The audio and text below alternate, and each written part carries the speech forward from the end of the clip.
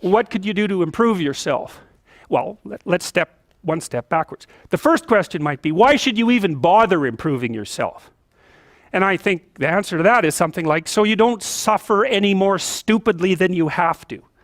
And maybe so others don't have to either. It's something like that. You know, like there's a real injunction at the bottom of it. It's not some casual self-help doctrine. It's that if you don't organize yourself properly, you'll pay for it, and in a big way, and so will the people around you. Now, and you could say, well, I don't care about that, but that's actually not true. You actually do care about that, because if you're in pain, you will care about it.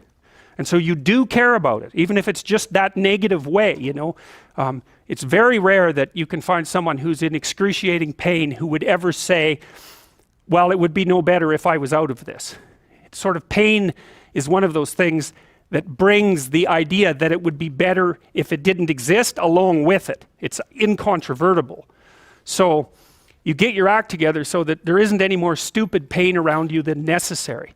Well, so then the question might be, well, how would you go about getting your act together? And the answer to that, and this is a phenomenological idea too, it's something like, look around for something that bothers you and see if you can fix it. So now you think, well, let's say you go into you can do this in a room. It's quite fun to do it just when you're sitting in a room, like a room, maybe your bedroom. You can sit there and just sort of meditate on it and think, okay, if I wanted to spend 10 minutes making this room better, what would I have to do? And you have to ask yourself that, right? It's not a command, it's like a genuine question. And things will pop out in the room that you know, like there's a stack of papers over there that's kind of bugging you, and you know that maybe little order there would be a good thing, and you know, there's some rubbish behind your computer monitor that you haven't attended to for like 6 months, and the room would be slightly better if it was a little less dusty and the cables weren't all tangled up the same way. And like if you allow yourself just to consider the expanse in which you exist at that moment, there'll be all sorts of things that'll pop out in it that you could just fix. And you know, I might say, well, if you were coming to see me for psychotherapy, the easiest thing for us to do first would just be to get you to organize your room. You think, well, is that psychotherapy? And the answer is, well, it depends on how you conceive the limits of your being. And I would say, start where you can start. You know, if something announces itself to you, which is a strange way of thinking about it, as in need of repair, that you could repair, then hey, fix it. You fix 100 things like that, your life will be a lot different.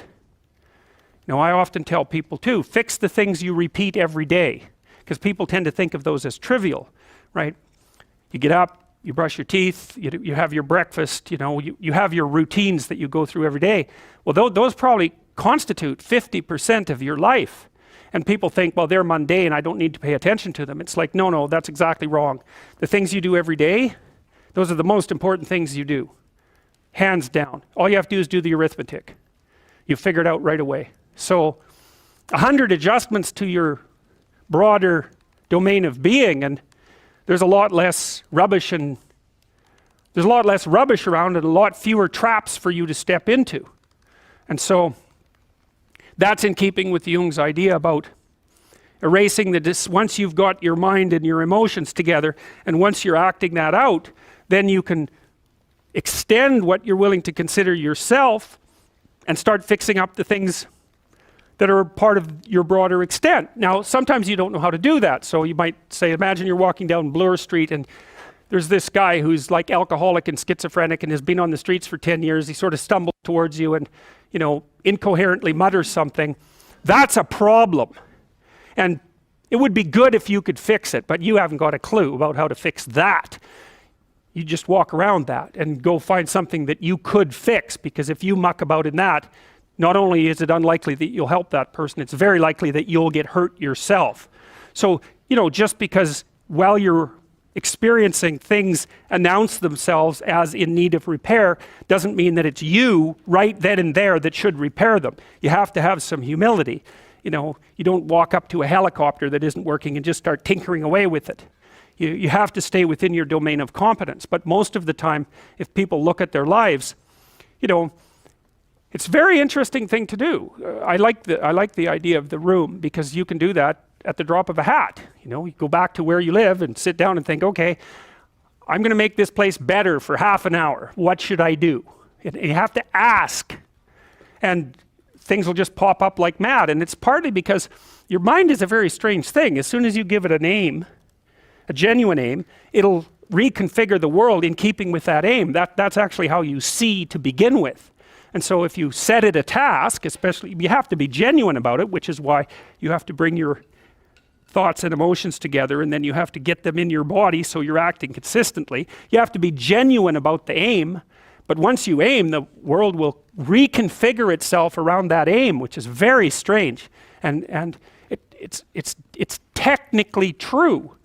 You know, the best example of that, you have all seen this video where you watch the basketballs being tossed back and forth between members of the white team versus the black team, and while you're doing that, a gorilla walks up into the middle of the video and you don't see it. It's like, you know, if you thought about that experiment for about 5 years, that would be about the right amount of time to spend thinking about it. Because what it shows you is that you see what you aim at. And that, man, if you can get one thing through your head as a consequence of even being in university, that would be a good one. You see what you aim at. And so because one inference you might draw from that is, be careful what you aim at, right? What you aim at determines the way the world manifests itself to you. And so if the world is manifesting itself in a very negative way, one thing to ask is, are you aiming at the right thing? Now, you know, I'm not trying to reduce everybody's problems to an improper aim. People get cut off at the knees for all sorts of reasons. You know, they get sick, they have accidents. There's a random element to being, that's for sure. And so you don't want to take anything, even that particular phrase, too far. You want to bind it with the fact that random things do happen to people, but it's still a great thing to ask.